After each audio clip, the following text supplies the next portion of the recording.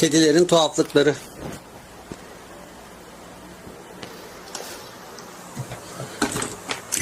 Bir. Oh, iki.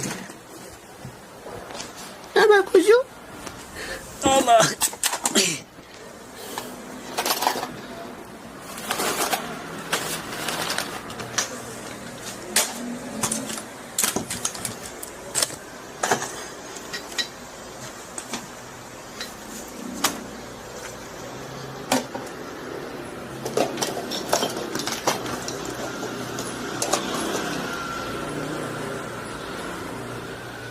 Ne haber?